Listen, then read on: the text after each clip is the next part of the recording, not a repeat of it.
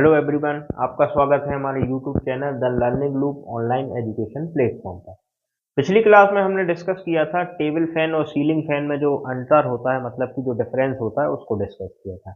आज अपना जो अगला टॉपिक है वो है इलेक्ट्रिक जो फैन होता है, मतलब कि जो पंखा होता है, उसकी कार्य प्रणाली, मतलब वो काम कैसे करता है, मतलब कि घूमता कैसे है। तो याद रखना, हमने आपको बताया था कि जो पंखा होता है वो single phase permanent capacitor motor होती है।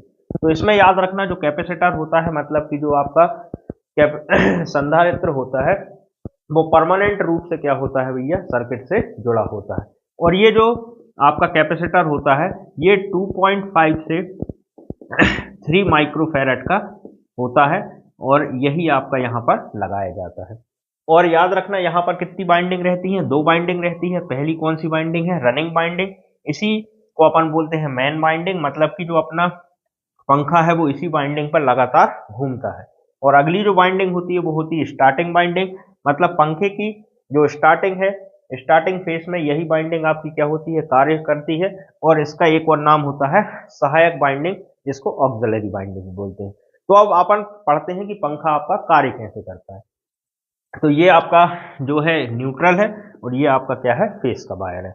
तो जैसे ही अपन क्या करते हैं, पंखे के जो स्टेटर रहता है उसको जैसे ही अपन क्या देते हैं, सप्लाई देते हैं।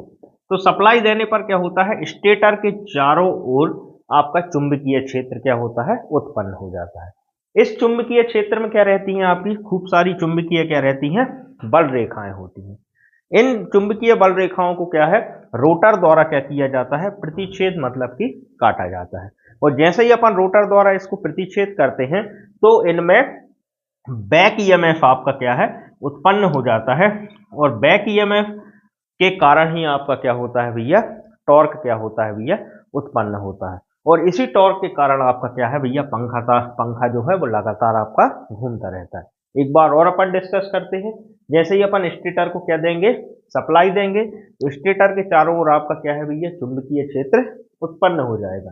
चुंबकीय क्षेत्र में आपकी क्या रहती है, खूब सारी चुंबकीय बल रेखाएं होती हैं। तो रोटर द्वारा इन चुंबकीय बल रेखाओं को क्या किया जाता है, प्रतिच्छेद किया जाता है, जिसके कारण क्या होता है, बैक ईएमएफ क्या हो जाता है, उत्पन्न हो जाता है, जो टॉर्क पैदा करने में क्या है, सहायता प्रदान करता है। और इसी टॉर्क के कारण क्या होता है, आपका पंखा जो है वो लगातार घूमता है। स्टार्टिंग के फेस में याद रखना, जो पंखा है वो स्टार्टिंग बाइंडिंग के द्वारा स्टार्ट होगा और जैसे ही अपनी मोटर पूर्ण गति प्राप्त कर लेगी, पंखा जो है वो रनिंग बाइंडिंग के साथ लगातार घूमता रहता है। तो यही होती है आपकी पंखे की कार्य प्रणाली। अब आगे की वीडियो के लिए अपन अगली क्लास में मिलते हैं। अभी के लिए धन्यवाद।